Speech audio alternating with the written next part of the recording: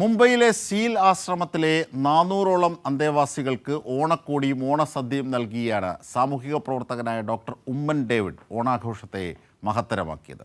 തെരുവിലെറിയപ്പെട്ട അശരണർക്കായി ജീവിതം നെയ്തെടുക്കുന്ന അഭയകേന്ദ്രത്തിലെത്തിയാണ് ലോക കേരള സഭാ ക്ഷണിതാവ് കൂടിയായ ഡോക്ടർ ഡേവിഡ് തിരുവോണനാളിൽ നന്മയുടെ കയ്യൊപ്പ് ചാർത്തിയത്.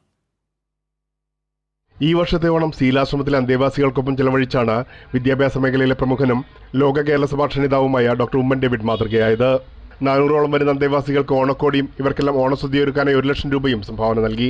അശരണർക്കായി ജീവിതം നെയ്തെടുക്കുന്ന അഭയകേന്ദ്രത്തെക്കുറിച്ച് കേട്ടിട്ടുണ്ടെങ്കിലും പോയ വാരം കൈരളി ന്യൂസിൽ വന്ന വാർത്തയായിരുന്നു സീലാശ്രമത്തിന്റെ പ്രവർത്തനങ്ങളെ കൂടുതൽ അടുത്തറിയാൻ നിമിത്തമായതെന്ന് ഡോക്ടർ ഉമ്മൻ ഡേവിഡ് പറഞ്ഞു. വളരെ മഹത്തായ ഒരു കാര്യമാണ് അവർ ചെയ്യുന്നത്. അശരണരെ സഹായിക്കുക എന്നുള്ള മഹത്തായ കർമ്മമാണ്. ഇതിൽ കൂടുതൽ ഒരു സേവനം, മനുഷ്യ സേവനം ആവശ്യമില്ലെന്നാണ് എനിക്ക് തോന്നുന്നത്. ദിവസേന 3 നേരവും 400ഓളം അന്തേവാസികൾക്കാണ് ഇവിടെ ഭക്ഷണം ഒരുക്കുന്നത്. എല്ലാവർക്കും എനിക്ക് തോന്നുന്നൊരു 400-450 പേരോളം ഒരുമിച്ചുള്ളൊരു സദ്യയ്ക്ക് വേണ്ടിയാണ് ഒരുങ്ങുന്നത്. കുറേ സ്നേഹിതരും പ്രിയപ്പെട്ടവരും ഒക്കെ കടന്നു വരും. അങ്ങനൊരു വിപുലമായത്. 2, ഈ സീലാശ്രമത്തിൽ കുറഞ്ഞത് ഒരു 20 സ്റ്റേറ്റിൽ നിന്നുള്ള ആളുകളുണ്ട്.